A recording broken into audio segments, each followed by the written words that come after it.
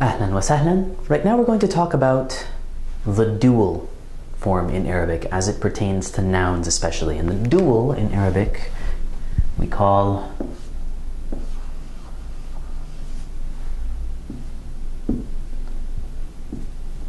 al-muthanna. Now in Arabic we have a special form for when we're referring to exactly two of something. 2 years, 2 chairs, 2 anything. In formal Arabic, in MSA, in Fusha, we actually have dual endings that can occur on nouns, on adjectives, on verbs, on pronouns. But right now we're going to focus just on nouns because that is the place where we encounter the dual form the vast majority of the time in colloquial speech, in Egyptian Levantine dialect, for example.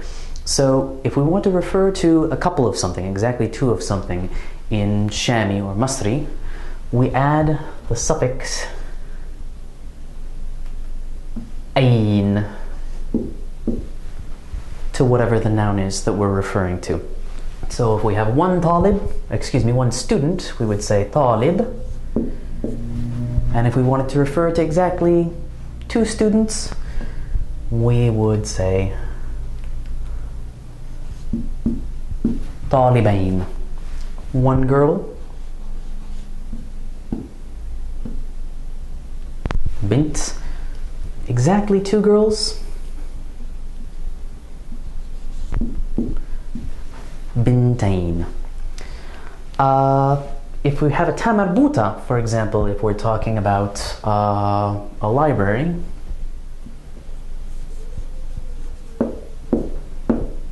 maktaba, something that is feminine with a ta marbuta, then just like with our possessive suffixes, that ta marbuta is going to metamorphose into a ta. So maktaba wahida, maktabatain, right? And we're going to hear the sound of that ta as we talk. So a couple of example sentences. If I want to say I read 2 books, exactly 2 books in the library, I would say قرأت or قرأت كتابين في المكتبة. Or if we want to say she teaches at 2 universities, 2 colleges, we could say تدرس في جامعة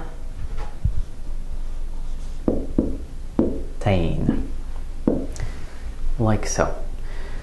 Again, this is the colloquial form that we're most likely to hear in Levantine or Egyptian dialect. In Fusha, we have 2 versions actually.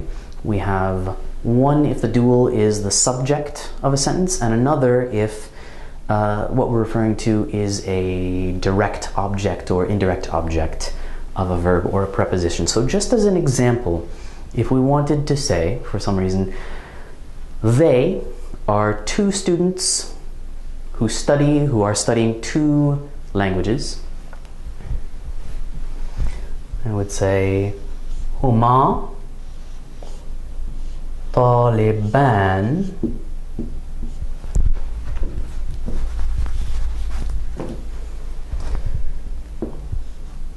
يدرسان لغتين.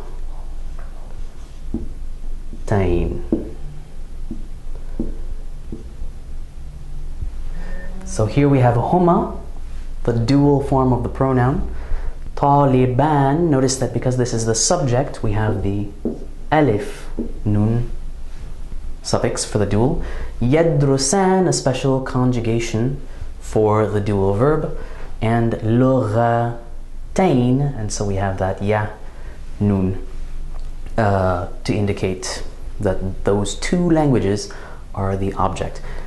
You are going to learn how to control these forms as you develop your ability to write formal Arabic, as you progress in your career as a learner and speaker of Arabic. And there are other resources out there, if you're interested, that can teach you how to control the dual informal Arabic. For now, what I want you to take away is that these forms are out there, so if you encounter them in a text, for example, or as you're watching the news, perhaps the Arabic news on TV, these forms are out there and they just indicate that we're talking about exactly two of something. In colloquial speech, once again, we really usually encounter the dual form as ain in Masri or Shami, and usually only tacked onto the end of nouns to refer to exactly two.